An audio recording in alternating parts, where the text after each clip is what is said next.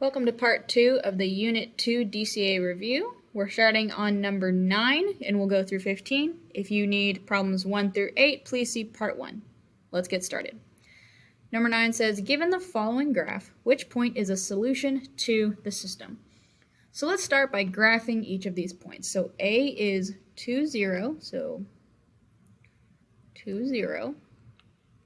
Letter B is negative 1, 0, so that would be left 1. It's right here. C is negative 3, 2, so 1, 2, 3, 1, 2, right here. And D is negative 2, 0, so negative 2. Now let's look at the characteristics of this graph. So we know obviously the overlap shaded region is part of our solution. So that automatically knocks out letter A, which is right here. A, and then that also knocks out letter C, which is right here. So that leaves B, which is right here, and D, which is right here. Now, letter B is on the dashed line, all right, this dashed line right here. Now, we know that dashed lines mean that is greater than or less than, which means we do not include points that are on the line. So that automatically knocks out B. So let's check D. D is on the line that borders the shaded region, and it's on a solid line. Solid line means we do include, so therefore our answer is letter D, negative 2, 0. Let's move down to number 10. Number 10 says to write the system of inequalities shown in the following graph. So we have two lines, so we're going to have two equations, and then we're going to figure out if they're greater than, less than, whatnot by looking at the overlap shaded region. This is the overlap region. And that's the only shading they show. So I'm going to start with this vertical line here. So since it is a vertical line, I know that it is going to be an x equals equation because a vertical line has an undefined slope, and so therefore it cannot be y equals. There is not an equation that is y equals that can have an undefined slope. So I notice right here that x equals negative 3 because that is the intercept, negative 3, 0. If you look down here, x is also equal to negative 3, but the y value has changed. So this is the line x equals negative 3 because at every point along this line, x is equal to negative 3. Now, it's not just equal to negative 3. This is an inequality equation. So it's a solid line, so we are still going to keep that bottom equals mark. And then I need to look at my shading. The shading is on the left side of this line. Since we're looking at an x equals, x is increasing as we move to the right, but it decreases as we move to the left. So since my shading is on the left side of my line, this is going to be x is less than or equal to negative 3. Let's look at my next line. So since this is a diagonal line, we do have a slope of some sort, so we are going to have a y. Since this is a solid line, I know it's going to be equal to. And then looking at my shading, that is on top, all right? Remember, this would be less than right here because y is getting smaller. Y is getting bigger on this side, so since it's above the line, this is going to be y is greater than or equal to. And let's start by finding my y-intercept. That is right here. And that is at the point 0, negative 3. So I know this is going to be minus 3. And let's find my slope. So the other point I have on this graph is right here. So if I want to go from this point to my y-intercept, I'm going to go down 1, 2, 3, 4, 5. And then I go to the right, 1, 2, 3. So that is negative 5 over 3. Now, if this were a fraction that could be simplified, we would want to reduce this. But negative 5 over 3 cannot be simplified, so this is going to stay negative 5 over 3x minus 3. So this right here is my system of equations. Let's move back up to number 11. This is 11 says, which shows the correct method for finding the solution to the following systems of equations. So it gives us this system, and it's asking us to find the correct matrix. These are all different matrices. Now to start off with, when I go to my calculator, I always go second x to negative 1. We know we want option B. If you notice, option B is RREF, so that automatically knocks A and B because those say REF. We do not want those. So that leaves C and D. Now when I make my matrix, remember we want a column for each variable. So in this case that is X, Y, and Z. And then we also need to include a column for the for the other side, what it's equal to.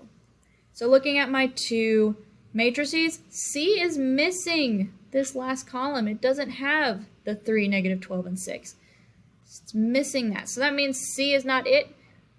That means D is correct. Let's move on down. We're going to go to number 12. So number 12 says the total number of students in ROTC is 237. There are 50 more Chisholm kids than Boz. The number of SAG kids is 25 more than Boz and Chisholm combined. Write a system of equations in standard form to model this situation. So I'm going to start out, I'm going to go one sentence at a time. We're going to break this down. It says the total number of students in ROTC is 237. So I know I can write an equation that is equal to that total of 237. And that is the total students. So that is going to be Boswell, Chisholm, and Saginaw. It tells us that Boswell is X, so we're going to say X plus our Chisholm kids, which is Y, plus our Saginaw kids, which is Z. And this equation is in standard form, so we can go ahead and say this one's good to go. The next sentence says there are 50 more Chisholm kids than Boswell kids. So if we are comparing Chisholm to Boswell, we know that Chisholm, which is Y, is equal to Boswell if you add 50 to it, because there's 50 more Chisholm kids. Chisholm is bigger. But this equation is not standard form. So if I want to write it in standard form, I would need to subtract this x over to the other side and get negative x plus y equals 50. So this is my standard form. To address my last sentence, it says the number of Saginaw kids is. So we know that we're talking about Z. Saginaw is equal to, remember Saginaw is equal to. It says 25 more, so we're going to say 25 plus Boz and Chisholm combined, so the x plus y combined. Now again, this is not standard form, so I need to convert it. So I'm going to subtract x and y over to be with z. So this is going to be negative x minus y plus z equals 25, and that is standard form. So the three equations with check marks are my three equations in standard form, and so that is my final answer. Scroll down a little bit to look at 13. 13 says write a system of inequalities for the following situation. It says the number of seniors taking the ACT is no more than 400. There are more than 3 times as many juniors taking the test as seniors. Let J be the number of juniors and S be the number of seniors. So now we know our variables J and S. Let's go back through this word problem. It says the number of seniors taking the ACT, so we know we're talking about S for seniors, is no more than. So since it's no more than, we know that it can be equal to that 400, and it can be less than, but not more than. So it can be less than, equal to, but not more than that 400. So that's my first inequality. Next it says there are more than, so we know something is more than, greater than. There are more than 3 times as many juniors taking the test as seniors. So juniors is bigger, so juniors is more than. Then it says it's more than 3 times as many juniors as seniors. So juniors is bigger. So if we're comparing juniors to seniors, if we took that seniors and we multiplied it by 3, it's saying juniors is still bigger than that. So that's going to be J is greater than 3S. Let's go up to 14. 14 says 5 cookies and 8 muffins cost $9.05. 6 cookies and 1 muffin cost $3.55. Find the cost of a cookie and a muffin. So I'm going to say cookies is X, and I'm going to say muffins is Y. So we're going to say 5 x, 5 times whatever the cost of a cookie is, plus 8 times whatever cost of a muffin is. That cost us $9.05. So that's how I set up my equation. My second equation, 6 cookies, so that's going to be 6x, 6 times the cost of a cookie, plus 1 muffin. So it's just plus y. That equals $3.55. So I'm going to plug this into a matrix. So I'm going to plug this in. And so, in this case, we are only going to have 3 columns. So we're going to have x, y, and our equals. So x is 5, y is 8, and then we equal 9.05. My second equation is 6. We have 1y, it's equal to 355. Let's plug that matrix in. Still have RREF pulled up from earlier. Alpha zoom. This is a 2 by 3 matrix, so we need to adjust our matrix size. 2 by 3. And let's plug in these numbers. 5, 8, 9.05, 6, 1, and 3.55. Let's go ahead and solve. So remember, we defined x as a cookie, so a cookie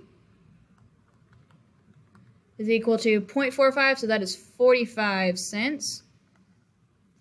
And a muffin was y, and that's 0.85, so that is 85 cents. That's the cost of each. So now lastly, let's look at 15. It says a coach spends no more than 20 hours per week coaching soccer. He is paid $7 an hour for coaching offense and $9 an hour coaching the goalie. He wants to make at least $400 a week. Write a system of inequalities for this problem. So, I'm going to define coaching offense. I'm going to call that x, and I'm going to define coaching the goalie. We're going to call that y. So his total time is no more than 20.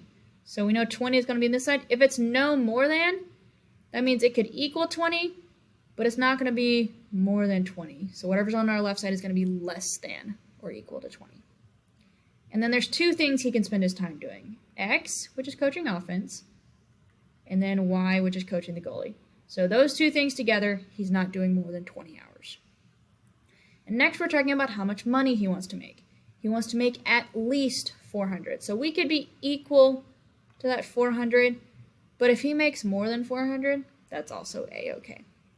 So it says $7 an hour is for coaching. So if we do 7 times the amount he coaches offense, and then we're going to add $9 an hour times how much time he spends coaching the goalie. So this is our system of equations. X plus y is less than or equal to 20, and then 7x plus 9y is greater than or equal to 400.